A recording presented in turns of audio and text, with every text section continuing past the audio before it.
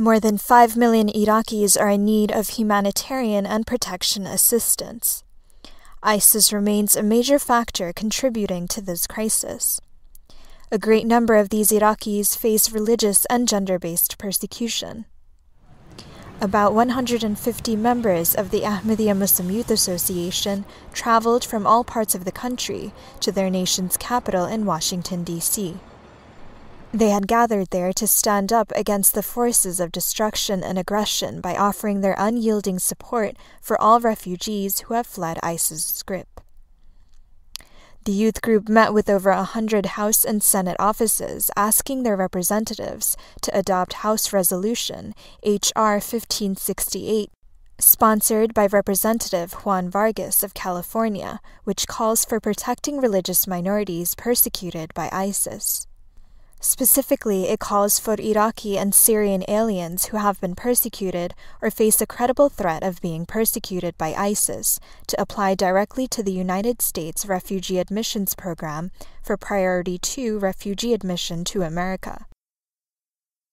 Priority 2 processing is for groups of special humanitarian concern admitted only after establishing a well-founded fear of persecution. Members of the AMYA believe it is an important step towards granting freedom to victims of brutality and support all efforts towards the universal protection of freedom of conscience. In a press conference, the National Vice President of the AMYA, Basir Rodney, stated, "Our belief that the rights and property of Christians and others should be protected are not based on revisionist or modern or moderate interpretations of Islam. This is the teaching that is enshrined in the original Quranic message that was brought to us by the Prophet Muhammad of Arabia in the 7th century. The members then held the traditional Muslim Friday prayers outside on what is commonly referred to as the National Mall. It is the area between the U.S. Capitol building and the Lincoln Memorial, with the Washington Monument providing a division. The sermon admonished the members to hold fast to the rope of Allah, which in this day and age is the institution of caliphate. The Ahmadiyya Muslim Community is the foremost Islamic organization, with the central spiritual leader, Hazrat Mirza Masroor Ahmad. This is the modern-day miracle that will guide all of mankind to coexist in harmony.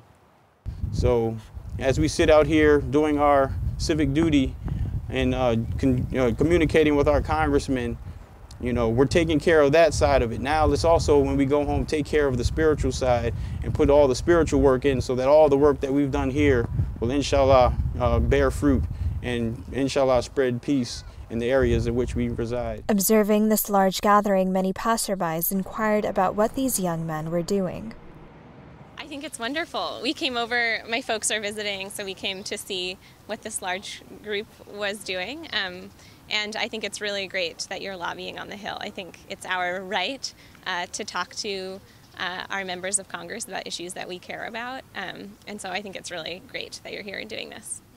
I think it's important to separate the religious beliefs from people who are doing violent things. There are people who do violent things from any religion, and it's really important to separate those things. And I think too often those get all mushed into one, and it's not accurate, and it's not fair or right. And happy to see groups of people pushing our government to be more inclusive, because even though we always talk about inclusivity, we don't act that way as a country. And our country so much is driven by ignorance. People associate terrorism with Islam, and there are few Muslims who are involved in terrorism. And part of it is our media, that's how they describe it, Islamic terrorists. Whereas in this country, they don't describe, Christian terrorists. Ku Klux Klan is a great example. The ISIS is in fact against Muslims, what they're doing, because it turns the people, to have a bad opinion about, what is about Islam, about the Muslims and all that, Speak together, work together, live together, and I think, and live together in peace. I think that's very important. That's what I see here. We hope it's going to bring respect from each other to each other, so that we respect every religion. After concluding their Day on the Hill event, the consultative body of the AMYA met for their annual Shura meeting on Saturday and Sunday. Sania Ahmed, MTA News.